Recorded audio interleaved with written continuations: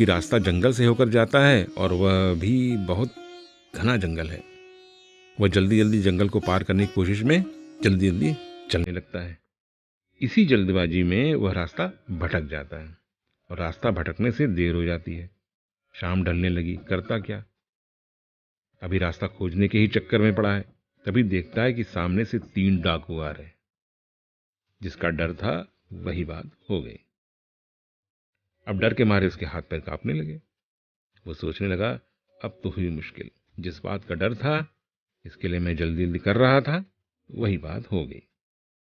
अभी डरा हुआ यह बात सोच ही रहा था, तब तक वे डाकू उसके पास पहुंच जाते हैं। उसकी सारी संपत्ति लूट लेते हैं। कितने डाकू थे? 3 डाकू थे।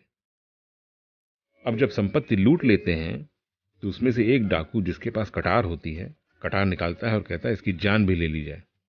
अगर बच गया तो जाकर पुलिस में खबर कर देगा और पुलिस छापा मारेगी और हम लोग पकड़े जाएंगे। जैसे ही वह कटार निकालता है, दूसरा रोकता है, उसे समझाता है कि तुम भी क्या पागल आदमी हो? इसको जान से मारने की क्या जरूरत है? अगर बांध कर इसे जंगल में छोड़ देंगे तो भूख प्यास से ऐसे ही मर जाएगा। तुम झूठे ही अपने ऊपर खून का इल्जाम ले रहे हो। यह पाप कमाने में क्या फायदा है? इसे बांधकर छोड़ दो यहीं। बात सभी की समझ में आती है। उसे बांधकर छोड़ दिया जाता है और वह बेचारा राहगीर, आप समझ सकते हैं, बंधा हुआ पड़ा है। वह तो बस सोच रहा है कि अंतिम घड़ी अब आए तब आए, रात में कोई जंगली जानवर आएगा, खा जाएगा।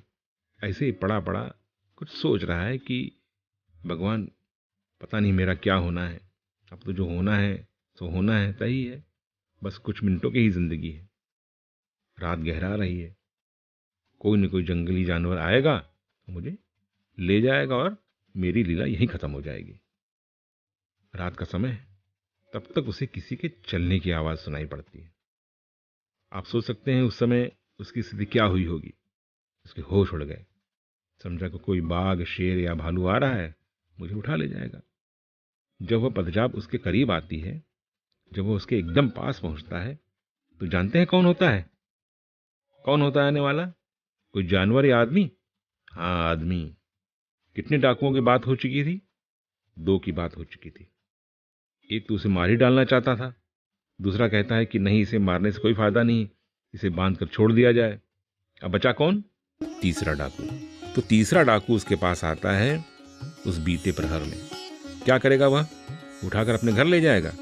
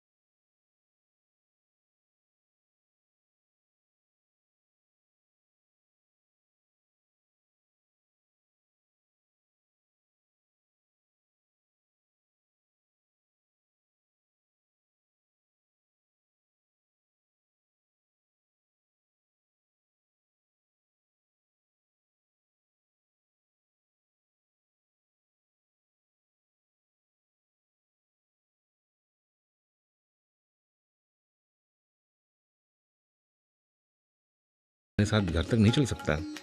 मैं यहां से एक कदम भी आगे नहीं बढ़ सकता। वो वहां से एक कदम आगे जाने की बात नहीं कर रहा है। कहता है नहीं, मैं तुम्हारे घर तक नहीं जा सकता। इस जंगल से एक कदम आगे नहीं बढ़ सकता। राहगीर पूछता है क्यों नहीं जा सकते? तो वो कहता है मेरी सीमा बस यहीं तक है। डाकू है वह, जंगल से बाहर कैसे जाएगा? जंगल से बाहर वह नहीं जा सकता। तो मेरे विद्यार्थी भाइयों बहनों, आप पर भी यही बात लागू है ना? कब? जब आप किसी का गला पकड़ते हैं। हाँ, अभी ठीक करता हूँ।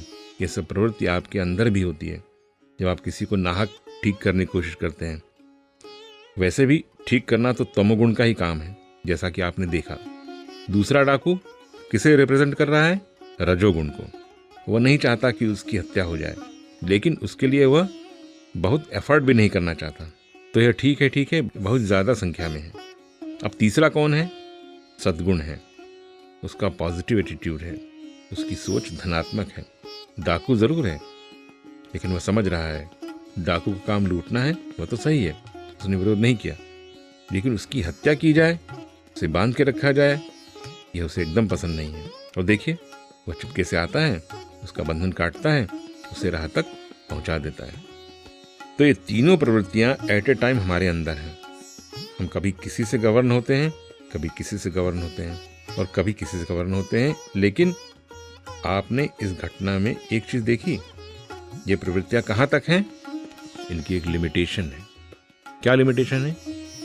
तीनों डाकू क्या कर सकते हैं? जंगल में ही चाहे जो कर सकते हैं, जंगल से बाहर निकलने की उनकी हिम्मत नहीं है। ठीक वही बात है कि जो यह प्रवृत्तियां हैं हमारे अंदर, ये केवल हमारे अंदर हैं, वो स्वयं बाहर नहीं आती। बाहर किसे आना है? बाहर तो हमें आना है। अब चाहे हम निगेटिव वर्क करें, चाहे हम न्यूट्रल रहें, तो चाहे पॉजिटिव एफर्ट करें, यह हमें करना है।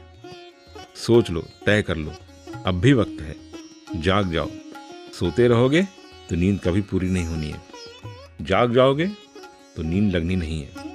ये परिस्थितियां सदैव आपके साथ रहेंगी, यह आपके बस का नहीं है। लेकिन आपको क्या करना है, यह आपके ऊपर निर्भर है कि आप किसे अपने साथ लेते हैं और क्या करते हैं। ये चीज़ें जो आप देख रहे हैं, जो भी परिस्थितियां हैं, जो भी ये प्रवृत्तियां हैं, आपके साथ हमेशा रहती हैं। वे क्या हैं? आपको ऊंचाई तक पहुंचाने के लिए हैं। लेकिन आप उनका इस्तेमाल कैसे करते हैं? ऐसा नहीं है कि तमोगुण एकदम बेकार है, रजोगुण आपके अंदर होना ही नहीं चाहिए, केवल सद्गुण होना चाहिए। एक झापड़ कोई मारेगा, मुंह उधर घूम जाएगा, पता ही नहीं चलेगा, तब सद्गुण धरा धरा रह जाएगा, आपका काम नहीं आएगा। वो बिना उंगली टेढ़ा किए घी नहीं निकलता है, पता है ना आपको। सीधी उंगली किए घी निकाल पाएंगे? कितने लोग निकाल सकते हैं सीधी उंगली करके?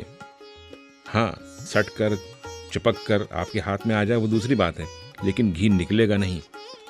ऐसा नहीं कि तीनों चीज़ें आपके अंदर नहीं होनी चाहिए, होनी चाहिए और हैं, लेकिन आप किसका कितना और कब इस्तेमाल करते हैं, ये आपके ऊपर निर्भर है। मैं यही आपसे कहना चाहता हूँ कि प्रमुख हैं आप, प्रवृत्तियाँ आपके अंदर हैं।